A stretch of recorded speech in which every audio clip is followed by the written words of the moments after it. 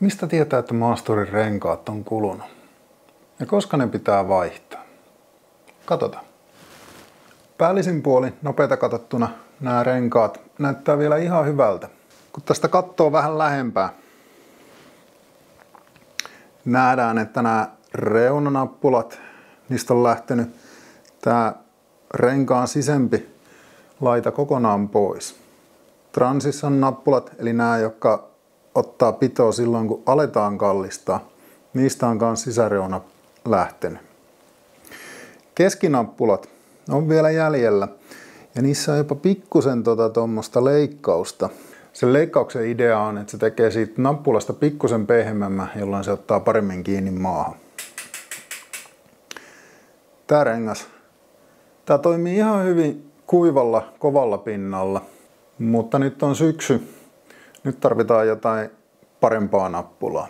Lisäksi kun se rengas kuluu, sen rullausominaisuudet ei parane, ei ainakaan merkittävästi, eikä ainakaan tämmöisessä matalanappulaisessa renkaassa niin kuin Maxxiksen Recon.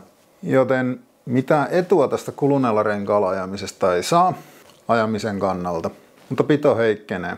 Kesällä tosiaan kuivalla kelillä sille ei niin hirveästi ole väliä, joten mä oon ajanut. Ehkä se on sitä laiskuutta.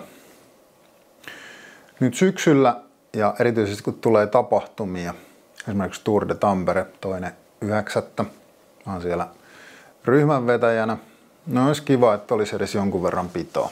Reconin tilalle ostin nyt Vittorian Barzot. Parkkiajoja varten löytyy tämmöiset Continentalin Xynotaalit.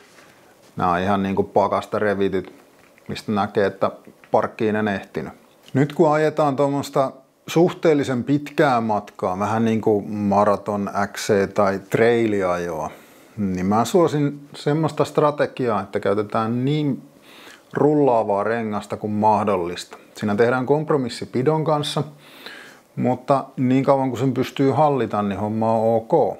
Sitten kun mennään parkkiin, parkit on yleensä sorapintaisia, niin se on jonkun verran irtosoraa, jarrupattia ja muuta. Ja lisäksi halutaan ajaa äärimmäisen kovaa, niin silloin nämä isot nappulat on paikoillaan. Trailiajossa nämä tuo lisää vierintävastusta. Jalkoja hapottaa aikaisemmin, se ei ole niin kivaa. Lisäksi se lisäpito, siitä ei yleensä ole hirveästi apua. Pehmeissä kohdissa tietysti olisi, mutta onko se nyt niin hienoa ajaa suolla? Toiset tykkää, minä en. Ei muuta kuin renkaat vaihtoon.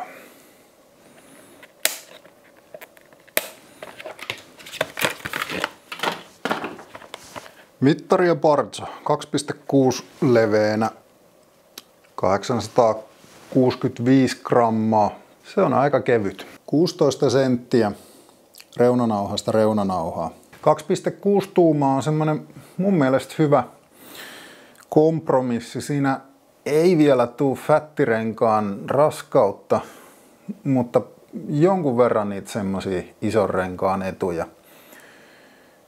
Mutta samalla paino pysyy kuitenkin alle 900 gramman, eli köykäisten renkaiden puolella. Nämä Continentalit oli muistaakseni 2,4 tuumaa leveänä jotain toista kiloa. Barzo renkaana on tämmönen, missä on ihan selkeä toi kuvion suunta ja löytyy myöskin täältä nuoli, joka osoittaa kumpaan suuntaan renkaan tulee pyöriä. Logoja on vaan tuolla yhdellä kohtaa ja mun tyyli on, että toi venttiili on logojen kohdalla, eli se tulee nyt tuohon Vittoria-teksti ja Barzo-tekstin väliin se venttiili.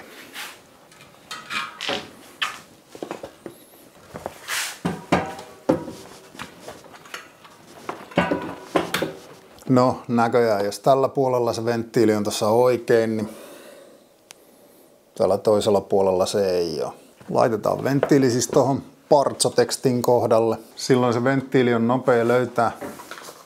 Kun se on ton tekstin kohdalla, niin sen tietää, että siitä se löytyy.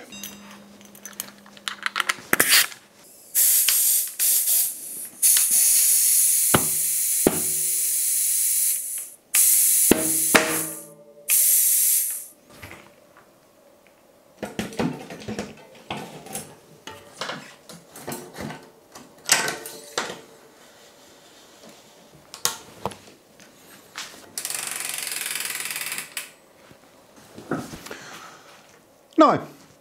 Sitten vaan lisää ajoa. En tiedä, onko tää Partso hyvä rengas, mutta kun lähtee ajamaan, niin siitä se sitten selviää. Tulkaa ajaa Tour de Tamperetta. Nähdään siellä. Se on morjens.